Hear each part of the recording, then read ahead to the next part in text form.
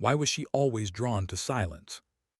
Even in a world that celebrated noise, Sarah Mitchell found her calm where sound became rhythm, the slow breath before a trigger squeeze, the hum of air through a narrow range, the faint echo of spent brass on concrete.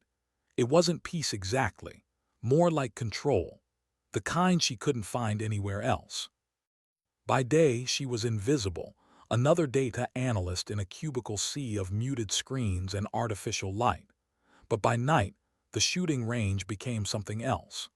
A sanctuary where her thoughts, usually scattered and uncertain, fell into precise alignment with each heartbeat. That's where she first noticed him.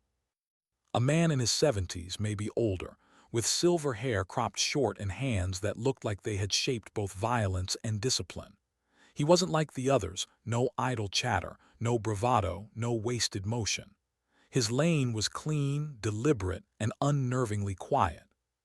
He fired one round, waited, adjusted, fired again. Each bullet landed within the same inch of target paper as if bound by invisible gravity. Sarah had seen good shooters before, but this was something else. When she finally glanced toward him, he was already watching her grouping. "Nice work," he said in a low voice marked by a faint accent, maybe Eastern European, maybe older than the borders it came from. "Thanks," she replied, a little embarrassed.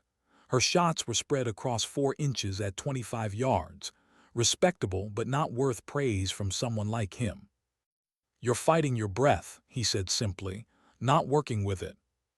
Before she could reply, he stepped beside her close enough for her to catch the faint scent of gun oil and cold air. "Inhale, let out half, hold," he whispered. "Now squeeze, don't pull." She followed his rhythm. The rifle barked once. Her next grouping tightened instantly. He smiled small, almost private. "Better." Sarah turned toward him. "Where did you learn that?" He began packing his case. Different places, different times. Then, as if it were already decided, he added, "Same time next week." That was how it started, with a single correction and a quiet invitation. Tuesdays became their ritual. She'd arrive early, set up her lane, pretend not to notice when he entered. He always took the same spot beside her, never instructing, never commanding, just observing. Every so often, he'd offer a phrase that seemed simple but always landed like a revelation. "Wind can lie. Read what it does to paper, not to flags. Patience is what makes the shot, not talent. Don't chase the bullet, let it come to you." His name was Victor, just Victor. And somehow that felt enough. At first, Sarah thought he was just an old competition shooter, maybe retired military at best. But over weeks, his advice began to sound less like range technique and more like fragments of something lived. He spoke about angles like someone who'd relied on them, about silence like it had once saved him. He never boasted, never told stories. But every so often, a pause in his sentence carried more history than words could hold. Sarah found herself watching him when he wasn't teaching, how he always faced the exits, how his head turned slightly before the range door even opened, how his posture never truly relaxed. Even when the room was calm, Victor's stillness was an alertness, a quiet readiness she didn't understand. "Are you ex-military?" she asked one evening casually as they cleaned their rifles. He didn't look up. "Many people have been." "But not like you," she said softly. Victor's eyes met hers, pale gray, steady. "Some training stays longer than the uniform," he answered, then returned to cleaning his barrel. Sarah didn't ask again. She didn't realize how much she'd changed until another shooter, Jake, from Lane 4, commented, "You've gotten scary good. What's your secret?" She smiled faintly. "Good teacher." Victor said nothing, just glanced her way with that unreadable calm, part pride, part something else she couldn't name. It felt like he wasn't just teaching her how to shoot. He was teaching her how to see. Weeks turned into months. And with every session, Sarah's focus sharpened. She learned to feel crosswinds she couldn't see, to sense the air's density, to predict how temperature and humidity shifted a bullet's path. She became obsessed with precision, but not for trophies or scores. It was something deeper, a form of honesty. Each lesson felt like peeling back layers of herself, fear, impatience, doubt, until what remained was pure awareness. Sometimes she'd catch Victor watching her when she wasn't shooting. His expression wasn't pride exactly. It was purpose, as if teaching her wasn't a pastime but a mission. She didn't know that his name existed in classified archives, buried beneath layers of forgotten wars. That the man beside her had once changed the course of lives with a single pull of a trigger. All she knew was that when she was around him, her world made sense. One evening, while packing up, she found herself asking, "Why do you know so much about this?" Victor paused mid-motion, his hand stilled over the weapon. "When something keeps you alive," he said, "you learn it completely." He looked down the range, the targets, the walls, the empty silence, and something in his gaze seemed far away. Then, as if switching off a memory, he nodded toward her rifle. "You're fighting, you're breathing again." The next time she exhaled, her bullet struck the bullseye. That night Sarah couldn't sleep. His words replayed like an echo she couldn't turn off. When something keeps you alive, you learn it completely. She tried to imagine what kind of life demanded that kind of precision. What kind of man learned to survive through control of breath and pressure? And for the first time, she wondered what Victor had lost to become this precise. 6 months in, she began noticing more. His rifle case scratched and dented not from carelessness but travel, his movements instinctively strategic, his silence not social but protective. He never stood with his back to doors. He could identify people by their footsteps before they appeared. Every glance, every pause had purpose. She started to suspect that her Tuesday mentor was far more than a marksman. He was a survivor. "Tell me about the hardest shot you ever made," she asked one night, hoping to draw out another lesson or maybe just a piece of him. For a long time, he didn't answer. Then in a quiet voice he said, "Sivo, Winter, 1994. Sarah froze. She recognized the name, a city from history books. Target at 800 meters, wind between buildings, civilians nearby, one bullet, no second chance. His eyes weren't looking at her now. They were somewhere else, a memory playing behind the surface. "Did you make the shot?" she whispered. "The bullet found its mark," he said simply. "But it's not the distance that stays with you. It's knowing that everything you are, your discipline, your control, your will, comes down to one moment. And that moment defines more than you ever expected." The silence that followed wasn't empty. It was heavy, sacred, almost. Sarah felt it press against her chest like the weight of invisible history. After that night, Victor's lessons changed. He began teaching her things that no civilian shooting guide mentioned: Coriolis effect, bullet drift, wind vectors at multiple altitudes. He made her calculate drop and distance in her head, measure humidity by skin, predict how her rifle would breathe in heat or cold. At first, she thought it was excessive. Then she realized it wasn't about shooting anymore. He was teaching her how to think under pressure, how to trust herself when nothing felt certain, how to breathe through chaos. Sometimes she wondered why he chose her. She wasn't special, not military, not a prodigy, just someone trying to find focus in a world that didn't reward quiet minds. Maybe Victor saw something familiar, a reflection of who he used to be before the world hardened him. Maybe teaching her was a way of atonement. Or maybe she was just the only one who listened without needing to know his past. Whatever the reason, Sarah kept showing up, and every Tuesday she learned a little more about control, patience, and what it meant to hold power without arrogance. She didn't realize yet that one day, everything he taught her, every breath, every calculation, every ounce of restraint would be tested. Not in competition. Not at the range, but in a moment that would demand everything she'd become. And when that moment came, one bullet would tell his story. Why did he always arrive first? Even when she tried to beat him to the range, Victor was already there, rifle assembled, target sheets perfectly aligned, notes scrawled in precise handwriting across a worn notebook. Sarah used to think he came early to practice. Now she realized he came early to prepare. Every movement had intention, every breath a rhythm. He treated even the most routine evening like it mattered. Tonight she watched him through the glass partition before stepping in. He wasn't shooting. He was staring downrange, eyes fixed on some invisible horizon, the kind of focus that came from habit or memory. "Everything okay?" she asked quietly, setting down her gear. Victor blinked once like he'd been brought back from a distant place. "Always, you ready?" Sarah nodded, but as she adjusted her rifle, she couldn't shake the thought, where had he just gone in his mind? Their sessions had become less about technique, more about philosophy. Victor spoke about patience the way others spoke about faith, about how calm wasn't the absence of fear, but mastery of it. "Most people think shooting is about the trigger," he told her one night, chalk dust clinging to his hands after sketching trajectory lines on the wall board. "It's not.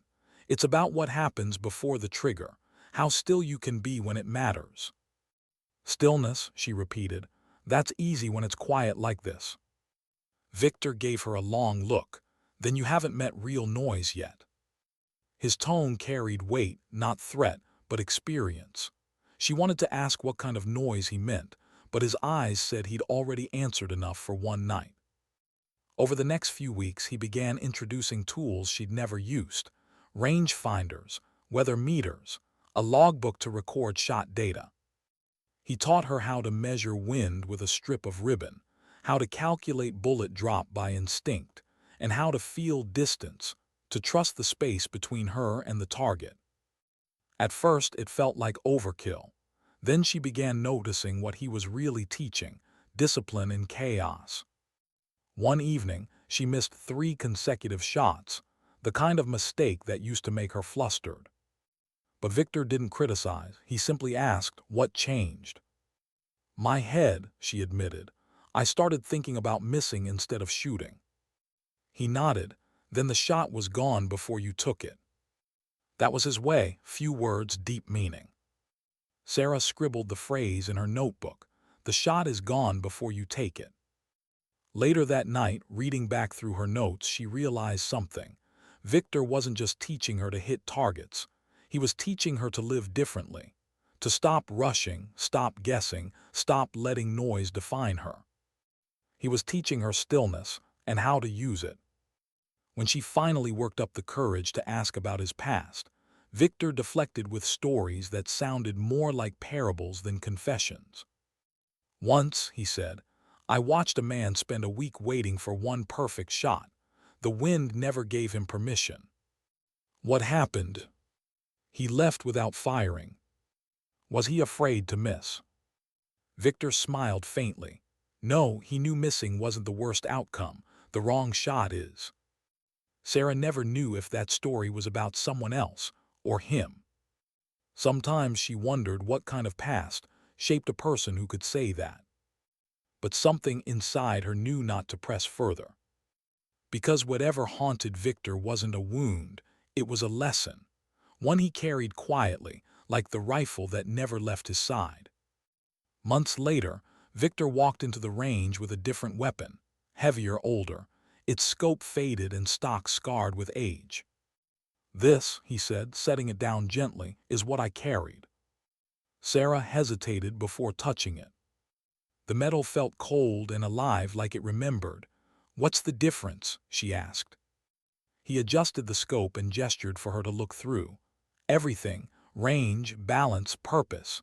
This wasn't made for sport." She peered through the lens and saw the farthest target, a small white circle on the far wall, magnified into clarity. Her finger brushed the trigger, and for a second, she imagined what it must have meant to aim this at something other than paper. "May I?" she asked. Victor gave a small nod. She inhaled, steadied, fired. The bullet hit dead center. She flinched at the sound, sharper, heavier than her usual rifle. It echoed differently, as if the room itself knew this was a weapon built for truth, not competition. "Feels like it knows what I want," she said, almost in awe. Victor nodded. Tools remember their purpose. They only respond to discipline. He took the rifle back, his fingers brushing over the worn steel like a priest handling a relic. "A good weapon never lies," he murmured. "It only reflects who you are when you pull the trigger." That night, Sarah couldn't shake the feeling that she'd just touched a piece of history, his history. Weeks passed. Their training evolved. Victor began talking about observation, not targets but environments. "Every place has a rhythm," he said one night as they walked the length of the outdoor range after hours. The air smelled faintly of rain and cordite. "You have to listen to what the wind and ground are saying." He taught her how to move without being noticed, how to find natural concealment, how to think several steps ahead. "These aren't shooting lessons," Sarah said once, half joking. "You're training me for war." Victor looked at her, calm as always. "No, I'm training you for clarity." The distinction stayed with her. She began seeing patterns everywhere, in people, in movement, in silence. Victor's world was one of details and awareness, and slowly it became hers too. Sometimes she caught glimpses of something softer beneath his composure, the quiet ache of a man who had once lived too long in danger to trust calm completely. But he never let her see too much. One night after the range closed, Victor unrolled an old map across the bench. Urban streets, elevation lines, circles marking positions. He handed her a marker. "Show me where you'd position a sniper here." She hesitated, studying the layout. "That building, south window, best angle of visibility." He nodded. "And where would you hide if someone were hunting you?" Sarah blinked. The question was unexpected and thrilling in a way she didn't want to admit. She pointed to a structure across the street. "Maybe here, limited field of fire but good cover." Victor smiled faintly. "You're learning to think in layers." They spent hours running scenarios, predator and prey, angle and counterangle. Each time she answered, he asked another question. By the end of the night, she wasn't sure who was teaching whom anymore. When she asked if these were real places, he said quietly, "They were." It was around that time that Sarah realized something had shifted. Victor was no longer just a mentor, he was part of her. His way of thinking had bled into everything she did. At work, she planned presentations like missions. At home, she analyzed weather patterns for no reason other than curiosity. She began noticing exits in restaurants, reflections in windows, sound angles in open spaces. It wasn't paranoia. It was awareness, a sharpened sense of the world. But awareness comes with weight. And sometimes, when she caught Victor's gaze, she saw that same weight behind his calm, like he carried the memories of every decision that precision had ever demanded. Then came the night he told her about Sivo. Not in detail, Victor never spoke in detail, but enough to let her understand the truth. Winter, 800 meters, wind between ruined buildings, one bullet that had to matter. His voice was steady, but his eyes betrayed something, not pride, not regret, something quieter, a resignation learned from too many perfect shots. Sarah wanted to ask what the target was. But the answer didn't matter. The way he said had to matter told her everything. After that, she trained differently. Each breath, each squeeze, each correction felt sacred. Not about perfection, but responsibility. She was carrying knowledge that had once determined who lived and who didn't. And somehow she understood. Victor wasn't trying to make her a shooter. He was trying to make her worthy of precision. One evening, rain lashed against the range windows. Only two lanes were open, hers and Victor. The hum of the ventilation fan blended with the steady rhythm of distant thunder. "Do you ever miss?" she asked suddenly. He paused. "You mean in life or on targets?" "Both." He smiled faintly.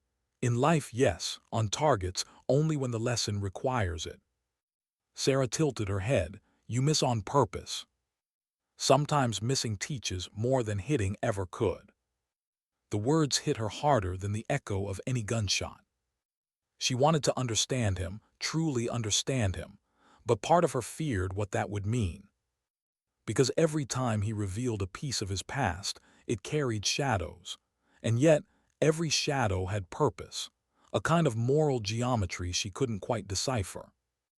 After almost a year, the line between student and mentor had blurred. Their silences said more than their lessons. Victor began letting her make decisions, adjusting positions, selecting distances, timing her breathing. He only intervened when she drifted toward hesitation. One night, as she packed up her rifle, he said quietly, "You're starting to think like someone who's seen too much." "What does that mean?" "It means you've learned responsibility. That's rarer than accuracy." Sarah met his gaze. "You talk like you're preparing me for something." Victor's eyes softened, a brief, almost paternal look. "Life always prepares us for something. We just don't know what it is until it arrives." She didn't realize until later that this was his way of saying goodbye, that lessons, like bullets, have trajectories of their own. Because in just a few months, her world would change. And everything Victor had ever taught her, the patience, the focus, the awareness, would be tested in a way neither of them could have predicted. But for now, under the hum of fluorescent light and the soft smell of gunpowder, Sarah Mitchell was just a student, unaware that the man beside her wasn't simply teaching her how to shoot. He was teaching her how to face chaos and survive it. How do you prepare for the call that changes everything? You don't. You just stand there, breath caught halfway in your throat, as words you barely understand rearrange the shape of your world. Sarah was at work when it came through, a number she didn't recognize, an unfamiliar voice asking if she was related to Michael Mitchell, her younger brother. The voice belonged to a mountain rescue coordinator, calm, practiced, but heavy with implication. "Your brother's expedition lost contact 3 days ago. Severe weather in the region has complicated search efforts." Her pen fell from her hand. The room around her dissolved into static. She heard only fragments: missing, limited visibility, dangerous terrain. The world narrowed to one thought: I have to find him. The drive to the base camp took 8 hours. Snow fell thick across the highway, blurring the world into gray. Sarah gripped the steering wheel until her hands ached. The more she thought, the less she breathed. Michael wasn't reckless. He was methodical, curious, just like her. He'd been photographing wildlife in a remote valley near the northern ridges, the kind of place that punished mistakes. She told herself he knew what he was doing, but the silence between transmissions stretched too long. When she finally reached the rescue station, a cluster of temporary shelters lit by floodlights and generator hum, she met Tom Rodriguez, the lead coordinator.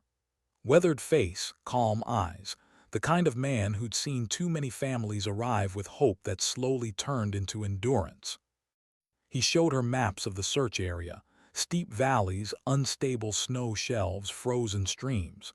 "We've covered this section," he said, pointing to a circle on the map, "but the upper ridges are inaccessible for now.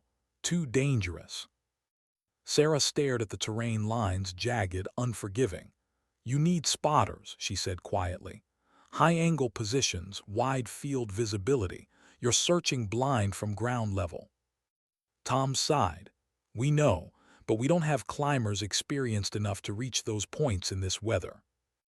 She hesitated, then made a decision she didn't fully understand yet. "I know someone who can." That night she called Victor. She didn't even get the full sentence out. "My brother's missing. The weather's bad, the search team." "I'm coming," he interrupted. By dawn, his old truck rolled into the camp, headlights cutting through fog. He stepped out wearing a heavy parka, the same calm presence that once filled the range. But there was something different now, a quiet shift in his posture. Purpose. Tom met him at the operations tent. Within minutes, Victor was scanning topographical maps, asking questions that went far beyond what any civilian would know. Elevation of these ridges. Wind direction over the last 72 hours. Visibility pattern during last light. Tom blinked. You've done this before. Victor's answer was soft. Different mountains, same principles. Sarah stood beside him, watching as he traced a finger along contour lines. This ridge, he said finally, provides the best vantage point. You'll see half the valley from there. Tom shook his head. That's beyond our safe perimeter, sheer climb, no route. Victor looked at him steadily. There's always a route, you just have to find it. They spent the next hour reviewing equipment, calculating ascent times, and checking weather reports. Victor's calm never wavered. Even the rescue team began deferring to him without realizing it. When Tom insisted a two-person team would be safer, Victor agreed, but only if the second person was Sarah. You, Tom asked, surprised. She's trained, Victor said simply, more than you realize. Sarah didn't argue, she didn't hesitate. Every lesson Victor had ever given her, patience, precision, awareness, clicked into place like the parts of a rifle. This was what he'd been preparing her for. She just hadn't known it. They began their ascent before sunrise. The snow was deep, the wind sharp enough to sting. Victor moved ahead with quiet certainty, his boots finding solid ground where she saw only hazard. He used his climbing rope like an extension of instinct, anchoring her when slopes grew treacherous. Breathe with the mountain, he said once over his shoulder. Don't fight it. They climbed in silence after that. The world shrank to rhythm, crunch of snow, pulse of breath, rope tension between them. Above them, the ridge loomed like a pale scar against the sky. 3 hours later, they reached a narrow plateau, barely wide enough for their packs, but with a view that took Sarah's breath away. Below them stretched an endless expanse of forest and ravine, a frozen labyrinth painted in white and gray. The kind of place a person could vanish forever. Victor unpacked his spotting scope and tripod, adjusting settings with the same precision he used for his rifle. Sector grid, he murmured, dividing the landscape into overlapping zones. We scanned systematically. Sarah set up her optics beside him. The cold bit through her gloves, but she ignored it. Her focus locked onto the vast emptiness below. Hours passed. Nothing. Just snow drifting across treetops, wind carving lines through powder. Still, Victor never wavered. He worked methodically, scanning, adjusting, logging coordinates. Patience was his armor. Remember, he said softly, don't look for something, look for what doesn't belong. It was nearly midday when Sarah caught it, a glint, small and irregular, near the valley floor. A flicker that didn't match the landscape's rhythm. Victor, she said quietly, Sector 7, left of that rock ridge. He leaned into his scope, silence stretched.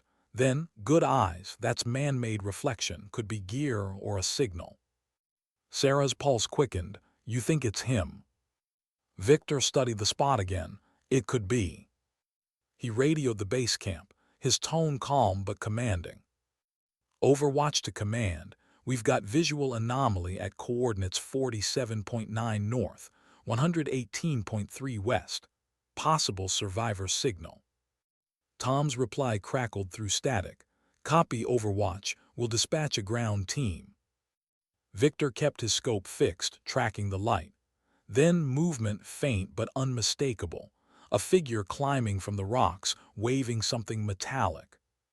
That's him, Sarah whispered, tears stinging her eyes. That's my brother. Victor's voice didn't change. Maintain observation, let the team move. The weather doesn't wait for hope.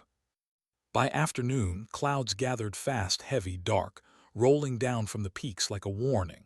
The radio buzzed again. Overwatch, this is command. Forecast says we've got a snow front advancing. 4 hours, maybe less. Can you hold position? Victor's eyes stayed on the horizon. We'll hold.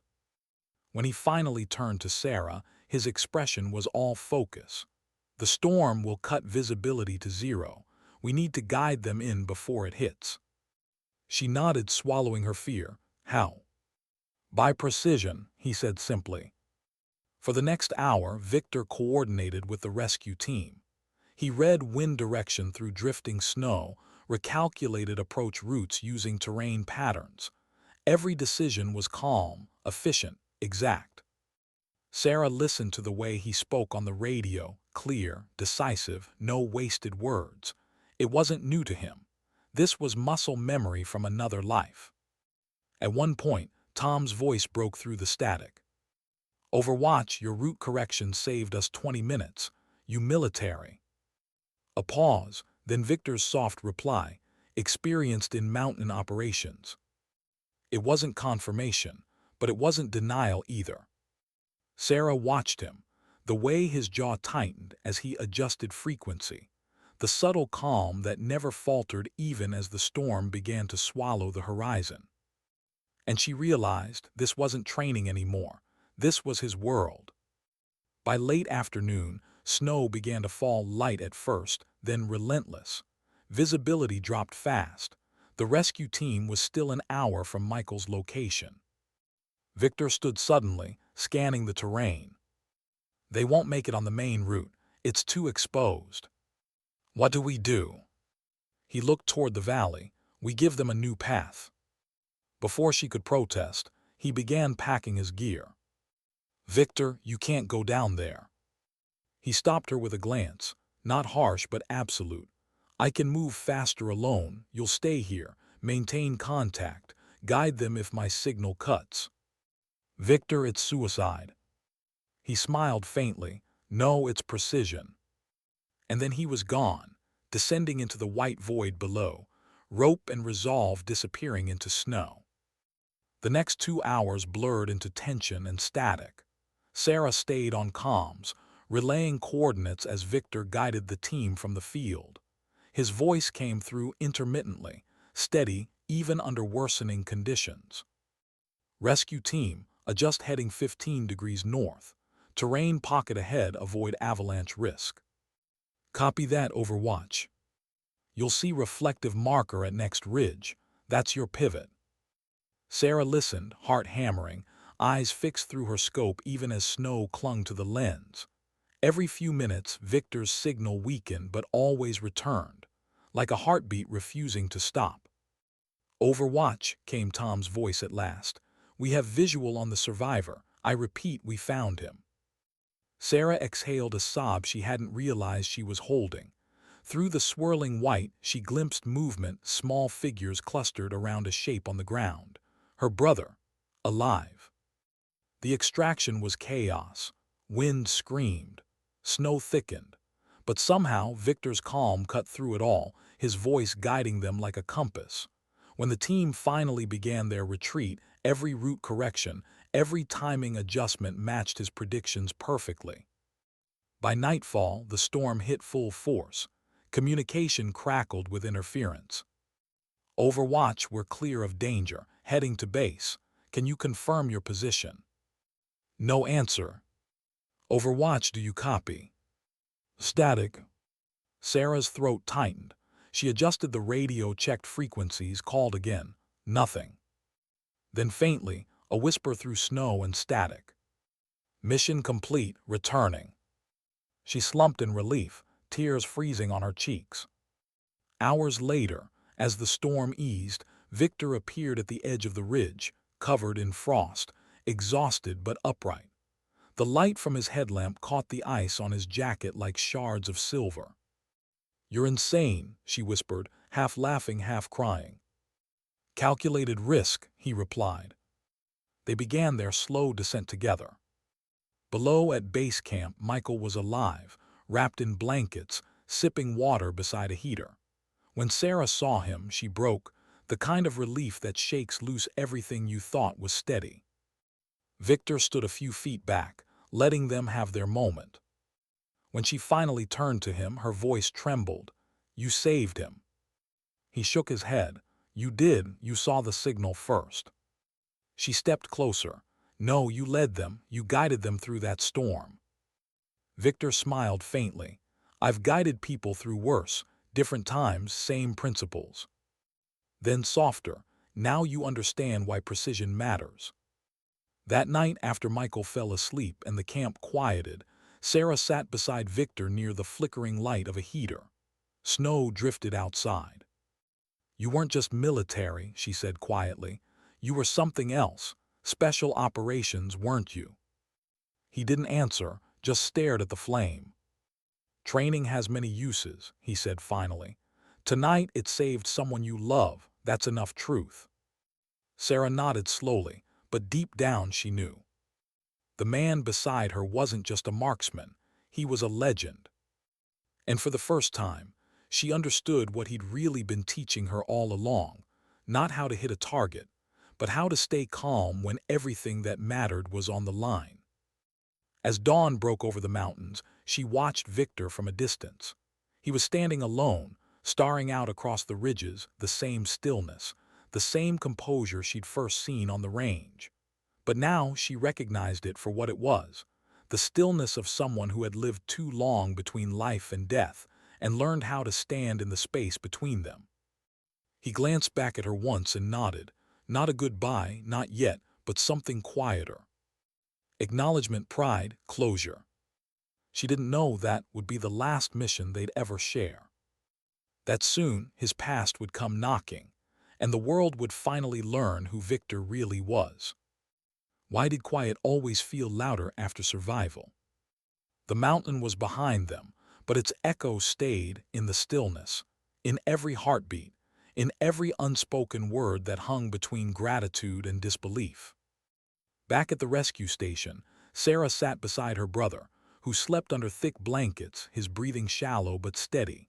The monitors beeped softly. Outside, the storm had calmed to a whisper, wind brushing snow against the canvas walls like fingertips. For the first time in days, she could breathe. Victor stood near the doorway, staring out into the dark. He hadn't rested, not once. His coat still dusted with frost, his rifle bag resting against the wall. When the nurse offered him tea, he declined with a polite nod. Some part of him was still elsewhere, alert, patient, waiting. Sarah watched him for a long time before she spoke. "You knew what to do before anyone else," she said quietly, "like you'd done it 1,000 times." Victor didn't turn. "You learned to trust your training." "That's not training," she said. "That's instinct." He didn't answer, but the faint smile that crossed his face said enough. It wasn't pride. It was memory. Morning brought sunlight, pale, fractured through drifting clouds. Reporters arrived. Helicopters circled. The world was waking up to the story of a miraculous rescue, and everyone wanted to meet the anonymous consultant who had guided the team through the storm. But Victor disappeared before the cameras arrived. By the time Sarah stepped outside, he was gone. His truck tracks cut clean lines through the snow, leading back toward the highway like a ghost who never intended to be remembered. She found a note tucked into her backpack, scrawled in that precise handwriting she'd seen on his range notes. "Good work. Precision saves lives. Keep your eyes open. V." No explanation, no goodbye, just 3 lines that somehow said everything. Weeks passed before Sarah saw him again. She returned to her routine work, quiet evenings, the shooting range. But everything felt different now. The world seemed sharper, clearer.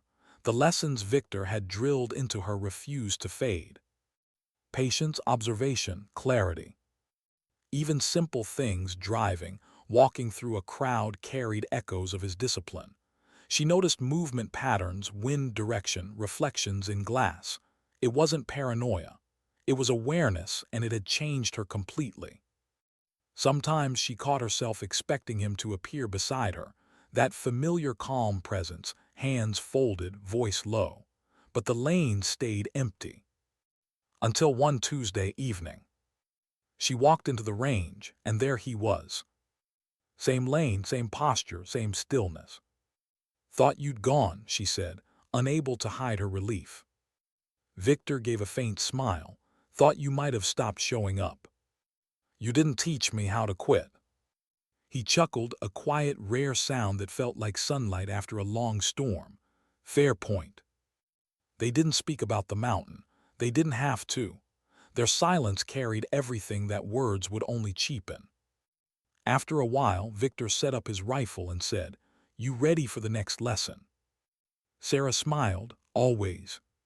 But something about him was different now.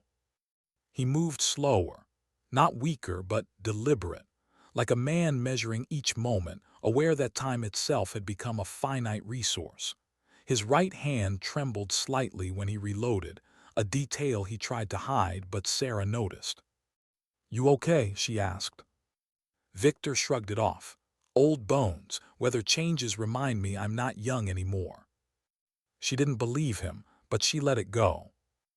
Instead, she focused on the work, long-range grouping at 100 yards, wind compensation drills. But between rounds, she caught glimpses of his reflection in the glass partition. That same distant look from before, as if he were listening to ghosts only he could hear. 2 weeks later, Sarah walked into the range early and found a stranger waiting at the counter. A man in plain clothes with the posture of someone who never stopped scanning rooms. He looked military, though not active. He noticed her, smiled faintly, and said, "You must be Sarah." She froze. "Do I know you?" "Not yet," he said. "I served with Victor, long time ago." Her heart skipped. "He never told me about anyone." "He doesn't talk much about the past," the man said, tone respectful. "But he mentioned you, said you're a good shot, more importantly, a good listener." Sarah frowned. "Where is he?" The man hesitated. "He's fine, just tying up some old threads." There was a pause heavy with unspoken meaning. Then he added, "You should know Victor wasn't just a soldier. He was one of the best snipers to ever wear a uniform. Balkans, Chechnya, the Caucasus. Counter-sniper operations, hostage rescues, overwatch for special missions that never made it into any record. Officially, he doesn't exist." Sarah stared at him, trying to reconcile the quiet man she'd trained with and the legend being described. The man continued, voice soft. "He saved a lot of lives, and he lost more than he ever admitted. What he taught you, he didn't teach many. He must have seen something in you." Then he handed her an envelope. "He asked me to give you this if he couldn't make it today." Before she could ask, the man nodded politely and left. Inside the envelope was a single sheet of paper, written in Victor's familiar script. "The past has its own way of closing circles. If I miss our next session, keep training. The world forgets precision, don't." V. No address, no explanation, just that same calm brevity that somehow carried the weight of finality. Sarah stared at the note for a long time. The world outside felt heavier, quieter. Something inside her instinct, the same instinct he'd honed, told her this wasn't routine. It was transition. She didn't know what closing circles meant, but she would soon.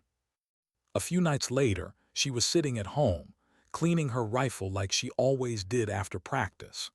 The TV played softly in the background, a local news segment about an unsolved cold case from the 1990s, now reopened by investigators. Something about the footage caught her attention. A black-and-white photograph of a younger man, silver eyes, lean face, unmistakable focus. The caption beneath it: "Unidentified sniper linked to civilian rescue during the siege of Sivo."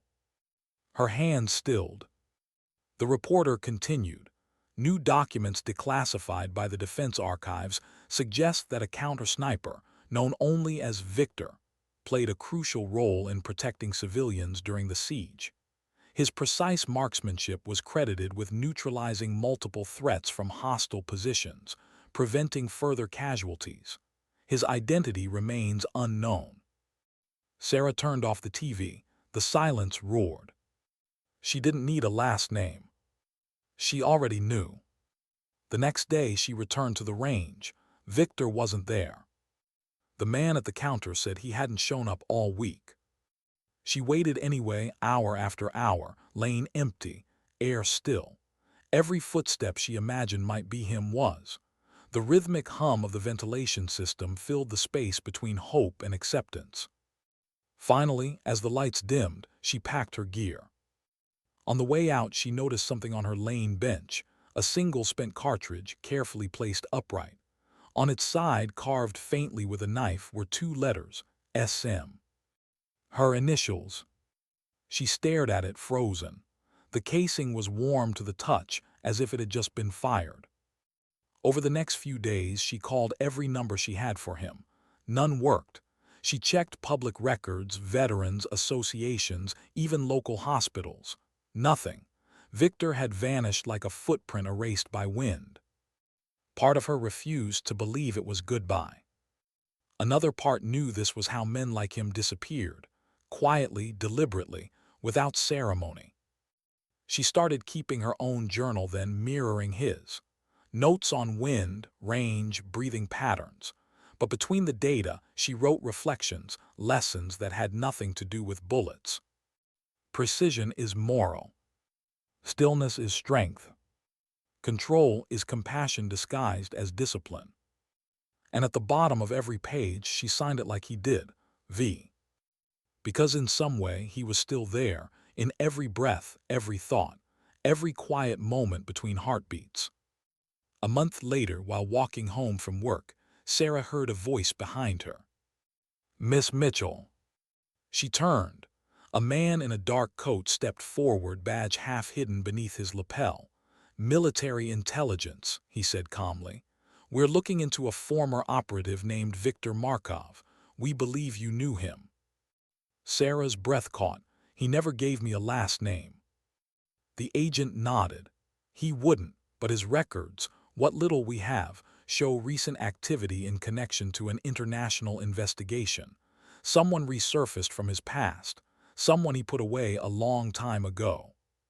Sarah frowned. "What are you saying?" "I'm saying your friend may have gone to finish something he started decades ago." The words struck like a pulse in her chest. Victor going back into danger after all this time. She wanted to ask where. The agent just shook his head. "If he contacts you, call us." He handed her a card, then disappeared into the city crowd. That night she couldn't sleep. The thought of Victor alone, somewhere in the shadows doing what he'd always done, wouldn't leave her. She walked to the range, unlocked the door, and stood in his lane. The air smelled faintly of oil and paper. The silence was different now, heavier, but not empty. She loaded her rifle, lined up the target, and whispered, "For you, Victor." The shot broke the silence, clean, perfect, centered. And for a heartbeat, she swore she heard his voice again. "Breathe, let out half, hold, squeeze." Outside, the night was still. Snow began to fall, slow, deliberate flakes drifting through the amber glow of streetlights. She tilted her head back, eyes closed, and let the cold touch her face. Somewhere out there, Victor was closing circles, finishing something the world had forgotten. But she knew the truth. Every lesson he'd left behind was alive in her. And maybe that was his plan all along. Because the best teachers don't leave legacies in books or medals. They leave them in people. That night before going to bed, Sarah opened her notebook and wrote, "He taught me that precision isn't about killing. It's about caring enough to do something right, even when no one sees it." She closed the journal, exhaled, and whispered the words she'd heard him say once, long ago. "Sometimes dignity doesn't speak, it simply acts." And though she didn't know it yet, somewhere across the world, in a place where silence ruled and one last mission waited, a single bullet would soon tell the story of the man who taught her everything she knew. Why do some ghosts return only when the world forgets them? Weeks had passed since Victor vanished, and the silence he left behind felt heavier than any storm. Sarah still trained, still logged her breathing cycles, her wind notes, her bullet groups, but without his quiet corrections beside her, it all felt hollow. Precision without purpose is just motion.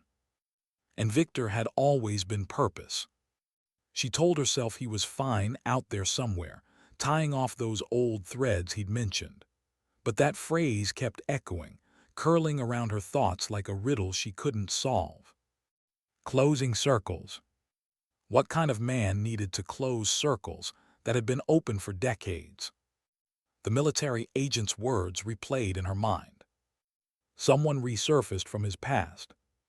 That line bothered her the most, because Victor didn't belong to the past. He was the past, a living shadow of every decision the world tried to bury. And if someone had drawn him back into conflict, it meant something unfinished was now awake again. Sarah started digging. She searched archived reports, scanned declassified files, and found fragments, stories of sieges and disappearances. Sniper duels fought across ruined cities, unnamed operatives who appeared in one photo, then vanished from history. Each story whispered pieces of Victor's legend. A man known only as the Watcher. No insignia, no rank, no nationality. Just results, always precise, always moral, never cruel. He didn't shoot unless it saved someone else. And once, he spared a man he could have killed. A rival sniper, identified later as a mercenary named Miroslav Korin. The file ended there, no details, no closure. But Sarah knew, the circle he was closing had a name.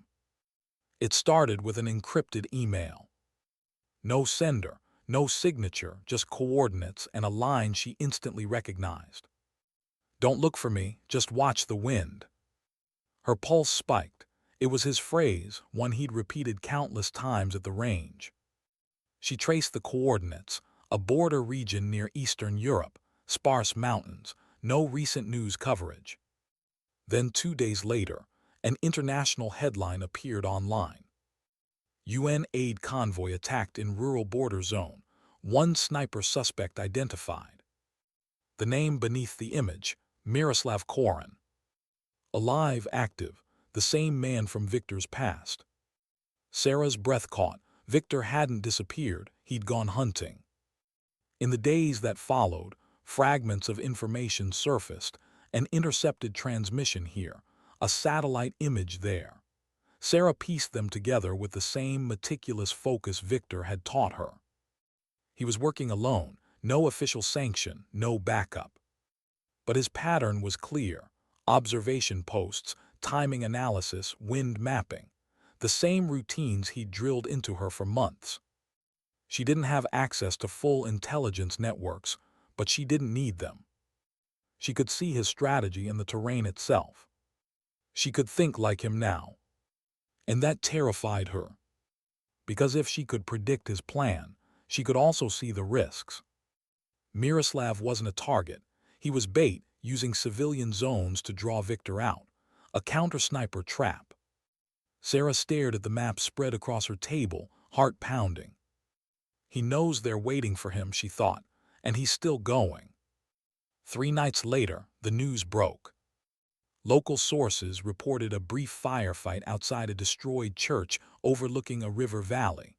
One confirmed casualty, the sniper Miroslav Korin. No mention of anyone else, no trace of a second shooter.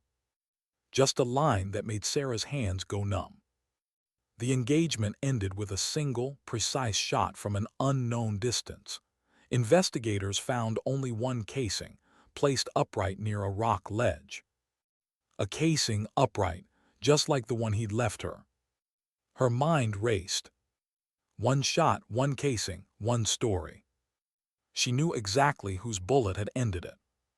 But there was more. Buried deep in a follow-up report was a chilling detail. Witnesses claimed that, minutes before the shot, a drone camera caught brief visual of an older man on a ridge line, silver hair, face hidden by wind. And then, after the gunfire, nothing. No exit trail, no heat signature, no sign of survival. The world labeled him unidentified. Sarah didn't need to. It was Victor, the man who'd vanished once more into the silence he belonged to. She should have felt grief, but what she felt instead was something deeper, reverence. He hadn't died in vain or in rage. He'd died in rhythm, one last breath, one last hold, one last squeeze. The circle was complete. But emotion doesn't obey logic. For weeks, Sarah drifted through her days like a ghost. The world around her resumed its pace, coworkers talking, traffic humming, but she heard only echoes of his voice. Patience isn't waiting, it's watching. The most important target is the one that protects what you love. Every sentence he'd ever spoken had turned prophetic. Every pause now felt like goodbye disguised as instruction. Then came the parcel. Delivered by courier, no return address. Inside, a small wooden box, polished smooth, sealed with an old military insignia she didn't recognize. Her fingers trembled as she opened it. Inside lay a single spent casing. Her initials, SM, carved into one side. And on the other, a single line etched in Victor's hand. The last lesson. Beneath it, a folded letter. Sarah unfolded it slowly, breath catching as she read. Sarah, if you're reading this, the wind has already chosen its path. I spent years believing my skill was a weapon. It took decades to learn it was a responsibility. You understood that without being told. That's why I taught you, not to shoot but to see. The man I faced this week was a reflection of everything I once feared becoming. Precision without compassion, knowledge without restraint. I had to close that circle, not for vengeance, for balance. You'll read reports that make it sound clean. It never is. But understand this, one bullet isn't about taking life. It's about protecting the lives that bullet would have ended. Keep training, keep observing. The world needs eyes that see with discipline, not anger. You were the only student who ever listened for what wasn't said. That's what made you ready. V. Her tears fell silently onto the page, not because of his absence but because of his clarity. The letter wasn't an ending, it was a handoff. In the following days, she found herself returning to the range again, same lane, same smell of gun, oil, and paper. The world outside didn't know what had happened, didn't need to. She set up her rifle just like before, but this time she felt something new, not grief, not fear, stillness. She imagined him beside her, the faint tilt of his head, the quiet nod of approval, the way he'd say breathe, half out, hold. She whispered it under her breath. Then fired. The bullet tore through the center ring. Perfect, clean, balanced. She lowered her weapon and smiled faintly. Circle closed. That night she visited the mountain where they'd last worked together. The same ridge, the same view, only this time it wasn't snowing. The valley stretched wide and quiet beneath a pale sky. She placed the casing from his letter on the rock ledge and stood back, wind brushing her hair across her face. For a long while she just watched the horizon. No words, no ceremony, just the sound of her breath syncing with the world around her, steady, precise, alive. Then softly she said, "You taught me that precision isn't the absence of emotion, it's the mastery of it." The wind seemed to answer. She smiled, turned, and began the long walk back down, each step deliberate, measured, like a continuation of his legacy. Months passed. Sarah didn't talk about Victor to anyone. She didn't need to. But quietly, her life began to change in ways he would have approved of. She started volunteering at the local range, teaching new shooters the same lessons he'd given her. But she never raised her voice, never glorified the weapon. Her teaching was different. She told them to listen to the air, to trust stillness, to think before every action, not because it was tactical, but because it was moral. Her students noticed. "You teach like a philosopher," one said once. Sarah smiled, because the best shooters are philosophers who learned how to breathe. She never used his name. But sometimes, when the younger shooters gathered their gear, she'd stay behind, align a single target and fire one round. Then she'd place the casing upright on the bench, a silent message to the one who'd started it all. But fate isn't done when stories end. One evening, as she locked up, an envelope slid under the range door. No address, no sender, just two words written on the front. "Wind speaks." Her pulse quickened. She tore it open. Inside was a flash drive and a short note. "You were right, he was special. Watch this." The video file was grainy, military timestamp at the corner. She pressed play, and her breath caught. The footage showed a ridgeline, a figure crouched beside a rock, older, gray hair, calm. The camera zoomed and she saw his face. Victor. He was setting his rifle, wind whipping his coat. The timestamp matched the day of the engagement. For a moment he looked up straight at the drone camera and smiled, just a small, knowing smile. Then he raised the rifle, breathed once and fired. The feed shook, silence, then static. She replayed the clip over and over. That single second before the shot, the calm, the certainty, the faint peace in his eyes was everything she remembered. And for the first time she understood. That final bullet wasn't just an ending. It was a message. Precision, discipline, mercy. All spoken in a language only the wind could carry. Later that night she sat alone, replaying the video one last time. Then she whispered, "You knew I'd see this. You left it for me." The monitor's glow reflected in her eyes. And though Victor's story had ended far away, she realized it hadn't disappeared. It had simply shifted, from his hands to hers, from mentor to student, from silence to understanding. One bullet told his story, but her life would carry its echo. Why do the people who teach us everything never stay long enough to see what we become? Sarah thought about that often, especially in quiet moments when the city slowed and her breath found that familiar rhythm Victor had drilled into her. Half in, half out, hold. 6 months had passed since the parcel arrived, since she'd watched that grainy video of him taking one last perfect shot before vanishing into history. The world moved on, but she hadn't. She carried him everywhere. Not in grief, but in guidance. The range had become her second home. But it wasn't just a place to shoot anymore. It was a classroom, one she inherited, even if no one knew it. She taught small groups, mostly new shooters, mostly nervous. Her lessons were simple: patience before accuracy, calm before control, purpose before power. "Don't think about hitting the target," she'd tell them softly. "Think about understanding it." When someone asked where she'd learned that, she'd smile faintly and say, "From someone who knew how to listen to wind."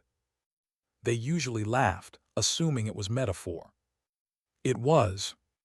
One Saturday afternoon, after her students left, Sarah stayed behind to clean up. Sunlight spilled through the windows, illuminating drifting dust. The silence felt peaceful again, not heavy, not haunted. She walked the lanes like she used to with him, each step echoing softly, each pause reminding her of his patience.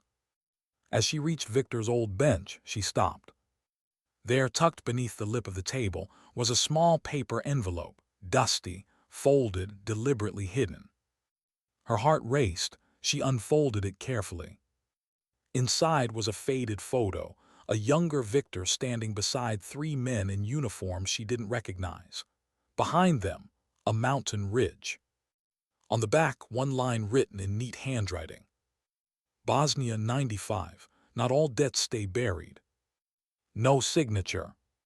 Sarah stared at it for a long time. Then she noticed something else, a faint set of coordinates penciled in the corner. She shouldn't have gone. She knew that. But instinct, The kind Victor had built into her kept whispering, "You're being led somewhere for a reason." The coordinates pointed to an old veterans foundation on the outskirts of town, a brick building turned into a modest rehab center. Inside, the air smelled of disinfectant and coffee. At the reception desk, a nurse looked up. "Can I help you?" Sarah hesitated. "I'm looking for someone named Markov, Viktor Markov." The nurse frowned. "We don't release patient names." "I'm not press," Sarah said quickly. "He was my mentor." The nurse studied her a moment, then softened. "He was here, yes, a while back, stayed for a few weeks, left suddenly, didn't say where he was going." Sarah's chest tightened. "Was he sick?" The nurse hesitated. "He had old injuries, the kind that never fully heal, but mostly he was tired, not sad, just ready to rest, I think." She reached under the counter and handed Sarah a small notebook. "He left this behind. Said if anyone came looking, especially a woman named Sarah, give it to her." Her hands shook as she took it. "Thank you." The notebook was small, worn, bound in leather. She didn't open it until she was home. The first few pages were technical notes, range data, ballistic calculations, diagrams of wind patterns. Then, gradually, they turned into something else. Reflections. Age teaches you that control isn't about holding steady. It's about letting go without losing aim. I used to believe precision was about power. It's about conscience. Sarah sees the world the way I used to before the noise. She deserves a clean inheritance. She flipped to the last page. One sentence written faintly, as if he'd struggled to finish it. "When she's tested, tell her not to aim for victory, aim for truth." The words hit like a heartbeat. Because somewhere deep inside, she knew that test was coming. It came sooner than she expected. 2 months later, a woman named Leela joined one of her shooting classes, quiet, middle-aged, professional. But something about her was off. Too focused, too aware. She didn't shoot like a beginner. After class, Sarah approached her. "You've handled rifles before." Leela smiled faintly. "Old habits, I used to work overseas. Logistics, you." "Civilian," Sarah said, though part of her wondered if that was still true. Over the next few weeks, Leela kept coming back. They talked, shared stories. Sarah found herself opening up about Victor, about his lessons, about the strange peace he'd left her with. Leela listened intently, asking careful questions. "How long did you train with him? What kind of rifle did he prefer? Did he ever mention operations in Europe?" The questions felt innocent until they didn't. One evening, as they packed up, Leela said quietly, "You know, you remind him of someone. He spoke about you." Sarah froze. "You knew Victor?" Leela's smile was small, practiced. "I knew of him. We worked on different sides of the same story once." Her heart skipped, sides. "Not everything he did was sanctioned," Leela said softly. "Not everyone agreed with his version of justice." Sarah's pulse quickened. "Who are you?" Leela hesitated. "Someone who's been chasing ghosts, and I think you might be holding the last one." That night, Sarah couldn't sleep. Was Leela an ally, an investigator, or someone from Victor's unfinished wars? The next day, she went back to the Veterans Center.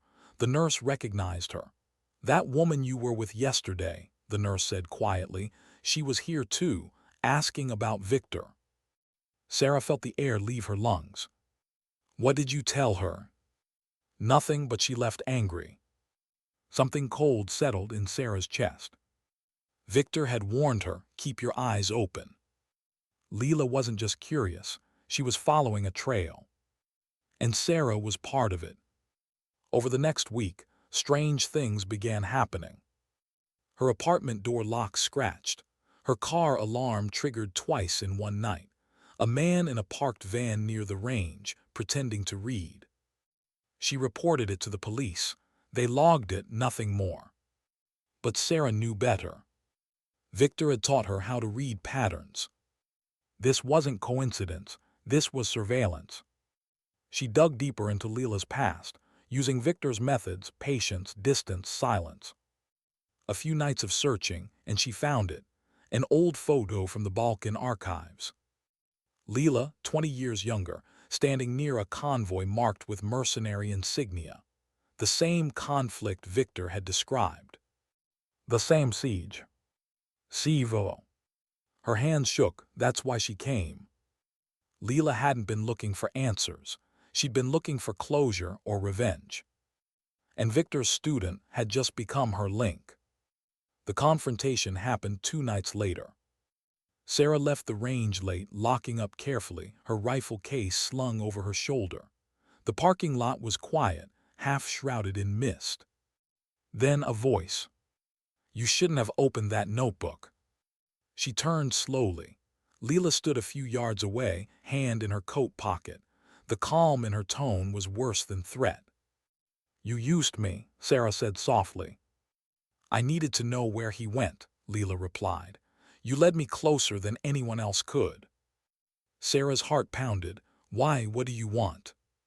"Justice," Leela said simply. "He killed my brother." The words cut through the air like a shot. For a moment the world stilled. The parking lot lights flickered, wind pressing against her jacket. Sarah found her voice. "Victor said he only shot when it saved others." Leela's eyes glistened. "That's what they all say." Her hand moved fast, but not for a weapon. She threw something onto the ground, a small silver pendant tarnished with age. "Do you know what this is?" Leela's voice trembled.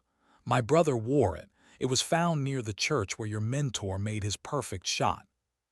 Sarah stared at it, a tiny cross, bent and scarred. Victor's final target, the mercenary. Miroslav Korin. Leela's brother. She felt the ground tilt beneath her. The story she'd built in her mind, hero, precision, morality, cracked open under the weight of another truth. Victor hadn't told her everything. He couldn't have. Leela stepped closer. "You still think he was a good man?" Sarah swallowed hard. "I think he was a man who did what he had to. The world you both came from didn't give clean choices." "Spoken like a soldier," Leela said bitterly. "You've inherited his blindness. I've inherited his clarity." Silence stretched between them, taut and fragile. Then Leela's eyes softened. "You loved him." Sarah didn't answer, but her silence said yes. "Not in romance, but in reverence." Leela sighed. "Then I guess you'll understand why I can't let his story end the way he wanted." Her hand shifted again, this time revealing a phone. "I have everything. His name, his letters, your emails. Once this goes public, your legend of the noble sniper dies with him." Sarah exhaled slowly. "Half in, half out, hold." Victor's voice echoed in her mind. "When you're tested, don't aim for victory, aim for truth." She took a step closer, calm, steady. "If you want truth," she said quietly, "then tell the whole story." Leela blinked. "Tell them he stopped your brother because your brother killed civilians. Tell them he ended a man who used precision to spread terror. Tell them he carried that guilt every day after. And tell them that the woman you're threatening was trained to value life more than victory." Her voice cracked, but her aim didn't. "That's the truth." Leela's hand trembled on the phone.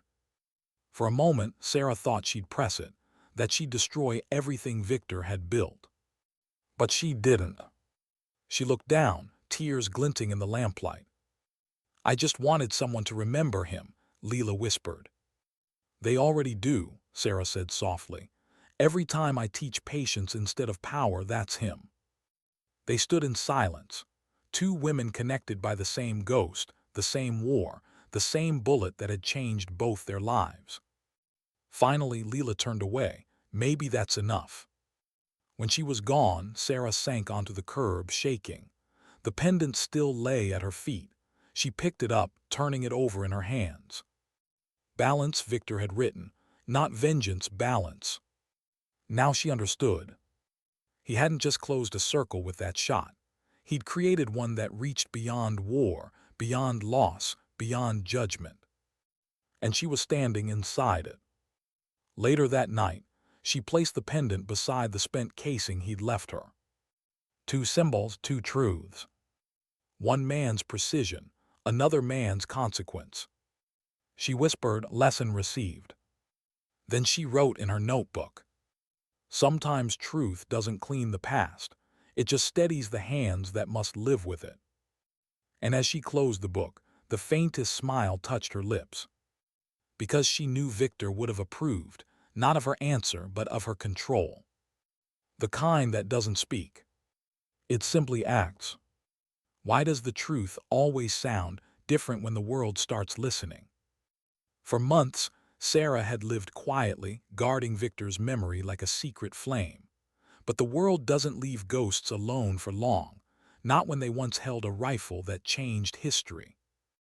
It began with a story on an obscure veterans forum. A post titled, "The Watcher Unsung Hero or Myth." Anonymous user, grainy photos, snippets of military chatter. Within days, the story spread. News outlets picked it up, calling it the legend of the invisible sniper. Commentators speculated. Was he real? Was he a war criminal, a savior? They didn't know his name, but some details were too close. The mountains, the precision, the final bullet that ended a decades-old feud. Sarah's stomach sank as she read the headlines. They were talking about Victor, twisting his silence into spectacle. At first, she tried to ignore it. But the questions kept coming. Journalists began contacting the shooting range. Some even waited in the parking lot, cameras ready. "Miss Mitchell, did you know the man known as the Watcher? Is it true he trained you? Was he a hero or something else?" She said nothing, just walked past them, calm, collected. Victor's voice whispered inside her mind, "Patience isn't silence, it's choice." But even silence has consequences. A week later, her photo appeared online, the student of the ghost sniper. Blogs spun theories, forums debated her connection to him. And soon, her quiet life turned into noise. Late one night, she received an email. Subject line, "They're rewriting him." No sender, no signature. Attached was a draft of an investigative article set to publish in 48 hours. It painted Victor as an assassin. No mention of the lives he'd saved, the civilians he'd protected, or the moral code that had governed every decision he made. Just statistics and shadows. Sarah read it twice, trembling with anger. They were going to turn him into something he was. Erase his humanity to make his story sell. And for the first time since his death, she felt the weight of his trust press against her chest. He'd left her his lessons, his notebook, his code, because he believed she'd know when to speak and when not to. But now silence would let lies survive. She paced her apartment, the city lights flickering through the window. Victor's notebook lay open on the table, the last page underlined twice. "When she's tested, tell her not to aim for victory, aim for truth." The words felt heavier now. They weren't just about marksmanship, they were about legacy. But how do you defend a man who never wanted to be known? How do you tell the truth about someone who built his life around staying invisible?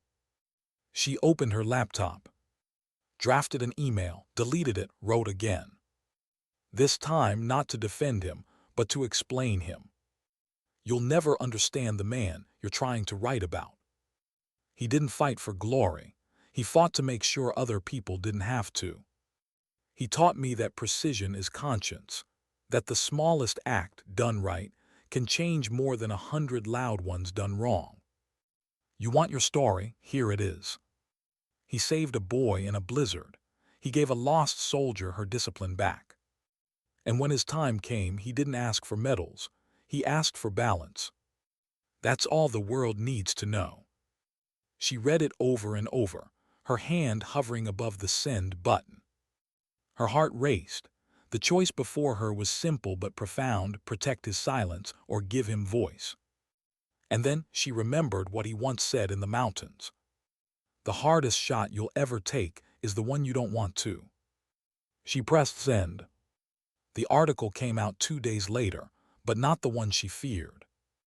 Instead of a scandal, it was a tribute, a story about moral precision, about soldiers who carried invisible burdens, about the difference between killing and protecting. The writer hadn't used names, just phrases from her email, paraphrased, respected, preserved. At the end, one line stood alone. Sometimes, the world never knows the name of the person who saved it. And maybe that's how they'd want it. Sarah exhaled deeply, relief, sadness, gratitude. For the first time, Victor's silence had found a voice, one that didn't betray him but honored him. But not everyone saw it that way. Within days, veterans from both sides of that forgotten war began arguing online. Old soldiers defending their ghosts, young readers debating right and wrong. One comment stood out among thousands. If you think he was a hero, you've never been caught in his scope. And another, if you think he was a monster, you've never been saved by someone like him. Sarah read every line until she realized what Victor had meant about balance. The world would always divide itself into noise. Her job wasn't to win the argument, it was to live the proof.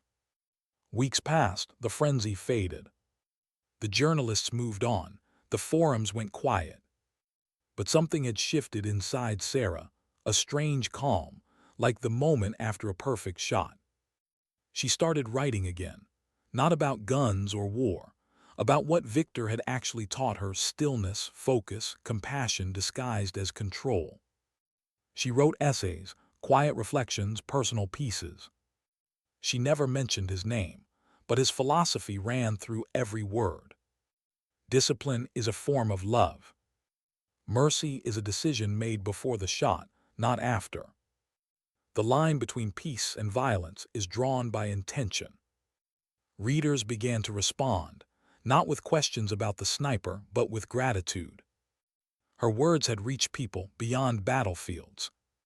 Doctors, teachers, parents. Ordinary people who needed to remember what calm felt like in a world that rewarded noise. And that was when Sarah realized Victor hadn't just taught her how to shoot. He taught her how to aim her life. One evening she sat by her window, a candle burning low beside the spent casing he'd left her. Outside, the city glowed, restless, beautiful, imperfect. She imagined him there, somewhere beyond the wind. Still watching, still patient, still teaching through silence. Her eyes fell on a small box under the table, the one that held all his letters, the pendant from Leela, and the notebook. She took it out, opened it, and stared at the contents. For a long time, she said nothing. Then she whispered, "You were right. The world doesn't need to know your name. It just needs to remember what you stood for." But fate had one more test. A documentary producer reached out weeks later. They'd read her essays. They wanted to make a film not about war, but about the psychology of precision. They asked if she'd narrate it. At first, she refused. It felt wrong, like stepping onto a stage that Victor had spent his life avoiding. But the producer said something that stayed with her. "You don't have to tell his story. Just tell yours." And for the first time, that felt right. Because her story was his, reflected in a different light. The documentary premiered a year later. No dramatics, no gunfire, no fake heroics. Just still shots of mountains, wind, and slow narration. Sarah's voice layered over soft strings. "He taught me that silence isn't weakness, it's discipline. That aiming isn't about destruction, it's about decision. And that one bullet, the right one, can save more lives than 1,000 words." The audience sat in silence. When it ended, there was no applause. Just quiet, deep, and collective, the kind that Victor would have respected. Outside, Sarah looked up at the sky. The night was clear. A light breeze touched her face. And for a fleeting second, she could almost feel him beside her again, that faint presence that always lingered when the world stood still. Later that night, she walked home through empty streets. Her phone buzzed, a message from an unknown number. Beautiful film, he would have been proud. L. Sarah smiled faintly. Leela. No threats, no anger, just peace. The circle really had closed. When she reached home, she lit the candle again, opened Victor's notebook, and added one final page beneath his last words. He once said the wind tells stories for those who know how to listen. I used to think that meant sound. Now I know it means stillness. She closed the notebook, exhaled slowly, and whispered into the quiet.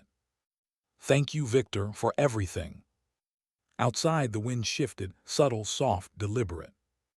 Almost like an answer. That night, as the city slept, Sarah dreamed for the first time in months. She was standing on a mountain ridge, the same one from the rescue. Snow falling, rifle in hand. Victor stood beside her, younger, steady, that faint smile she knew so well. He looked at her, nodded once, and said, "You see it now." "What?" she whispered. He gestured toward the horizon, golden light breaking through cloud. "Precision," he said softly. "It was never about the shot." Then he turned, and the dream faded with the wind. When Sarah woke, she felt it, that rare peace that comes when every circle, visible and invisible, finally closes. The war stories, the guilt, the silence, all of it had found its balance. Victor's story would never be in history books. But it lived in her voice, her discipline, her calm. And maybe that was the point all along. Sometimes dignity doesn't speak. It simply acts. How do you say goodbye to someone who never asked to be remembered? Sarah wondered that every time the wind brushed past her window, every time she felt that strange calm that always carried his presence. Months had passed since the documentary. The world had moved on as it always does, but some stories don't end. They just find quieter chapters. For Sarah, life had become slower, simpler but sharper. She taught fewer classes now, spending more time outside the city, writing, walking, and listening, really listening, to the sound Victor had once told her to trust, the wind. It spoke differently now. Gentler, wiser. Like it had been carrying his lessons across mountains for her to find. One autumn morning, a letter arrived.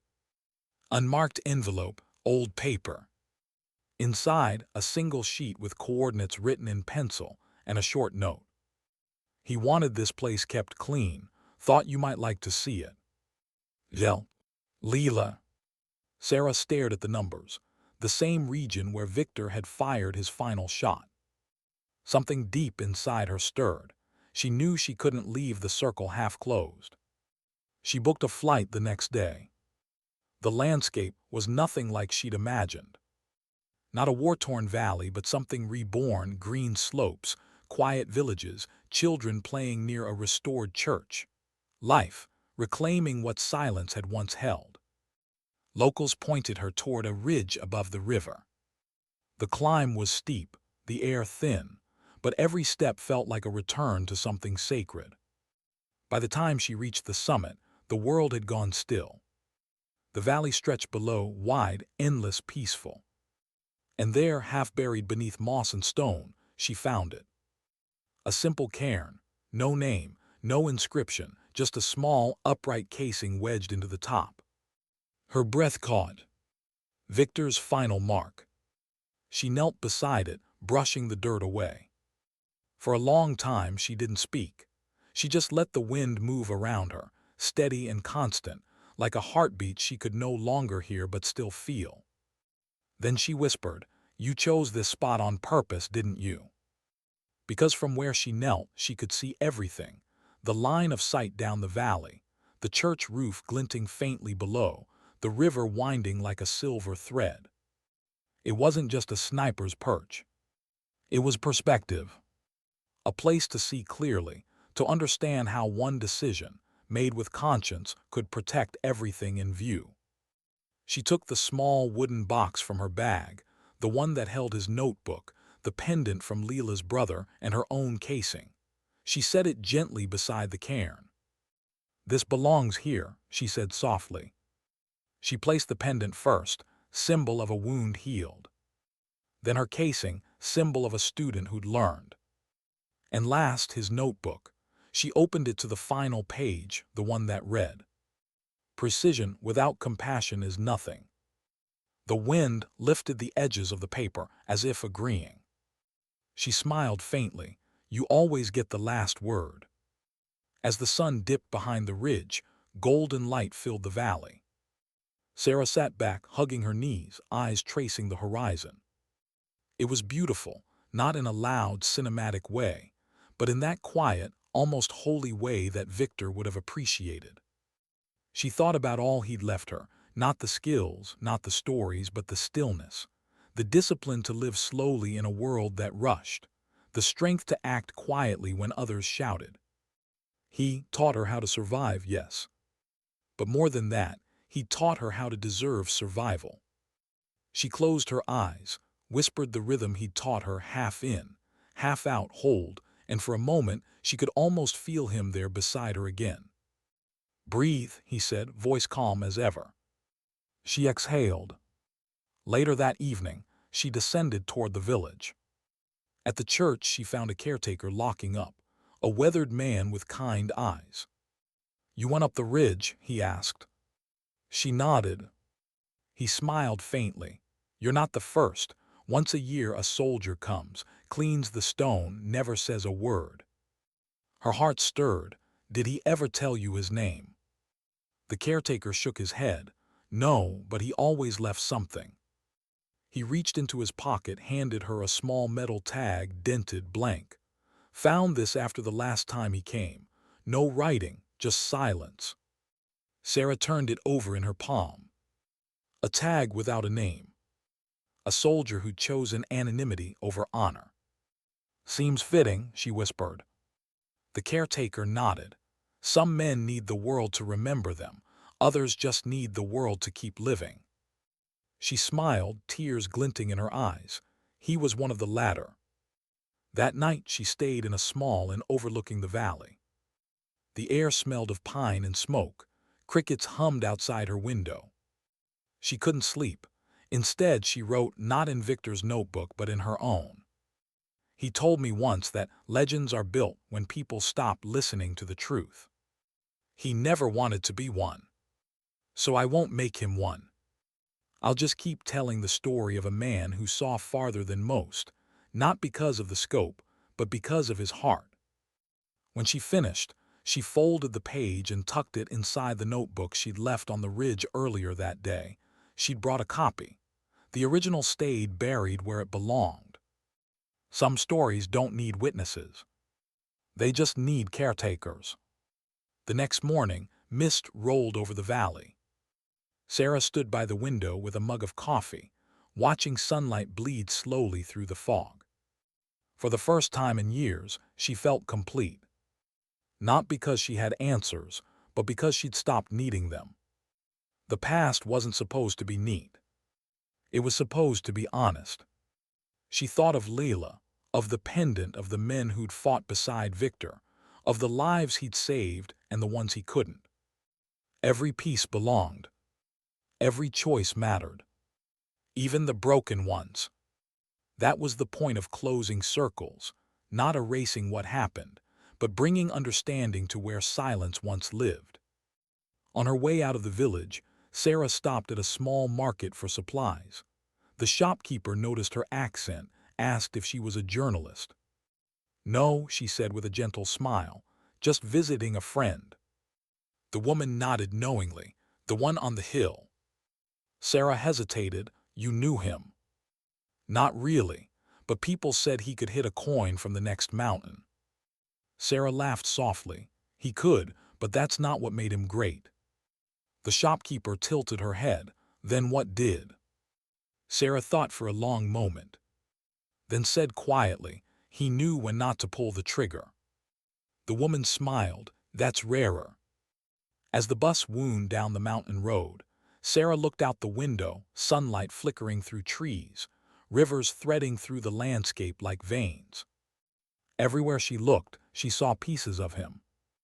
In the stillness, in the discipline, in the mercy the world rarely noticed. She whispered almost to herself, "You never missed a shot, Victor, not even the ones that mattered most." Years passed.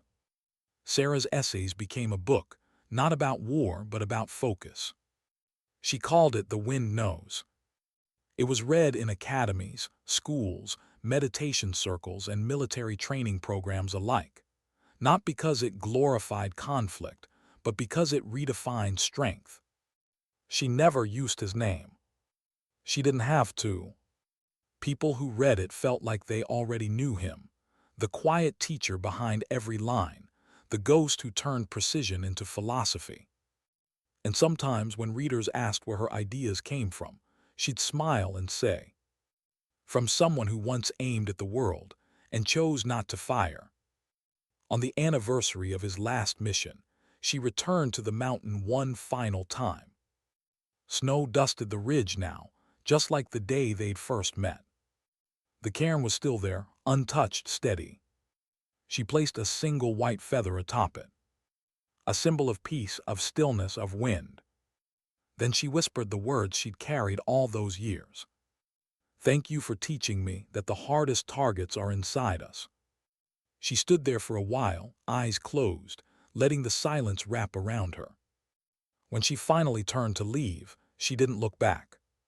Some goodbyes are meant to face forward. As she descended the slope, a soft gust rose behind her, sweeping past, playful, almost familiar. It carried with it a faint sound, low and distant, like a whisper through glass. "Breathe half out, hold." She smiled, still watching her.